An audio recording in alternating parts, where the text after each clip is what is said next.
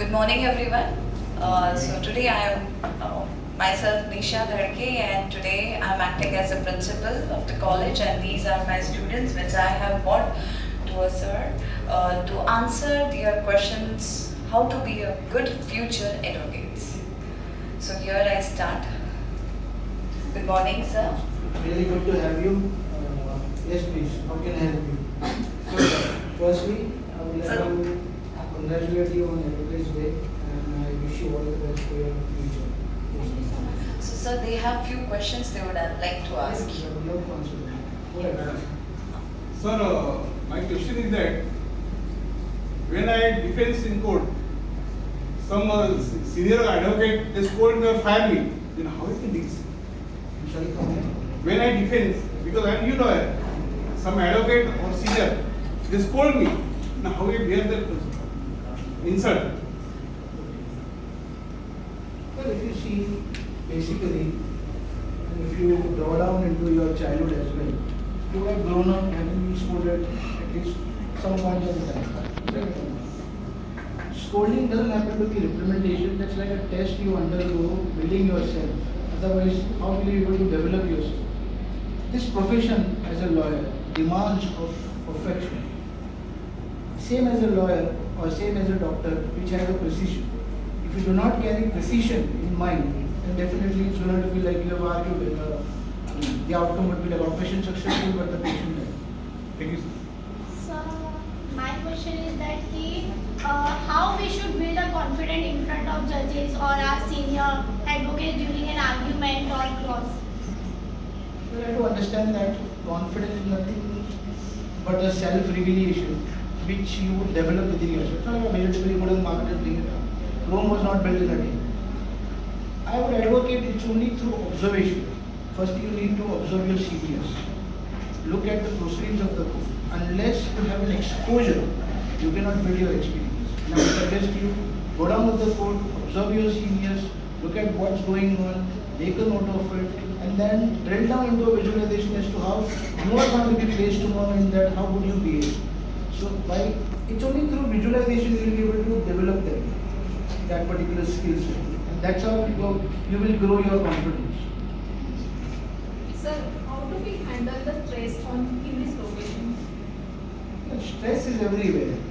This is generally in terms, I don't understand the stress whereas clientele base is concerned, expectations and the intricacies of the technicalities involved.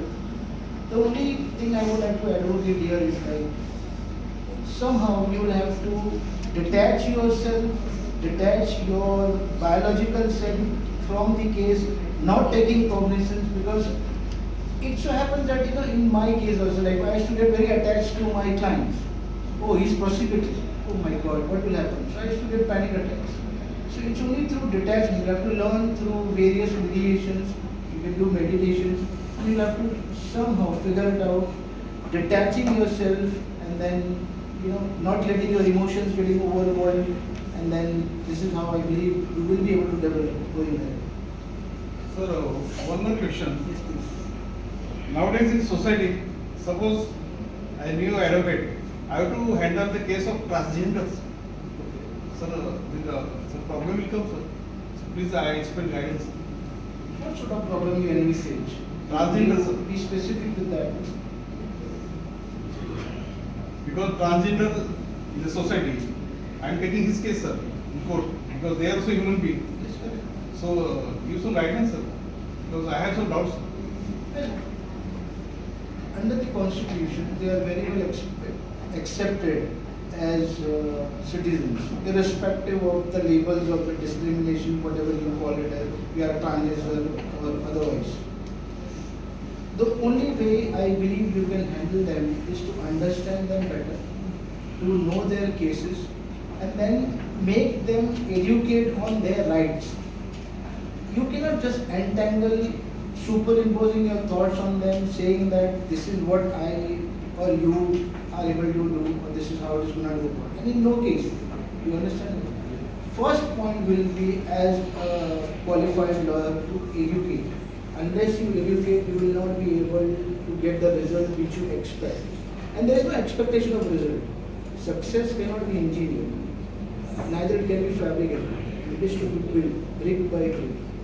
And with the correct education and systematized approach, I believe you will be able to handle any client, not any gender or legal wise. So I wanted to ask you one more question. Yes, please. Is that how I do prepare myself for my real case? By trying onto the unreal case, stand before a mirror, articulate yourself. One of the lacunae which I believe freshers miss out on capitalizing is how you are able to articulate. There is a difference between articulation and talking.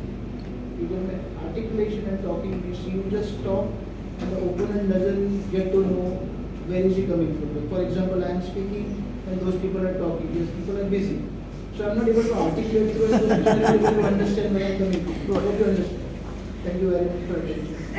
So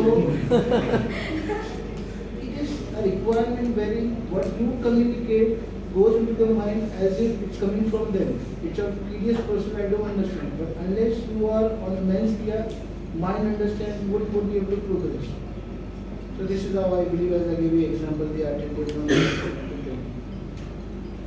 Sir, what is important, law or justice? Oh, very good. This is one of the questions I often get it. You know, which of the two hands you want me to cut off? I ask the same thing. Anyway, it's like it's hand in gloves. Wife and husband can be separated. I believe law and justice cannot be. Law is a means to justice and it goes fine. So, one more interesting question. Suppose I defense in court. In that day, suppose some interesting case with my client. I am nervous. I am enter my wife. Then how I can face my wife? Because I think I doubt any scientific or medicine have been developed. I can give you capsule and give you the answer on this. If I could, I would have been in a better position than you. Thank you very much for coming on board. Have you enough? And, Thank you, sir. really, Thank you for I wish you all a best day. Thank you very much.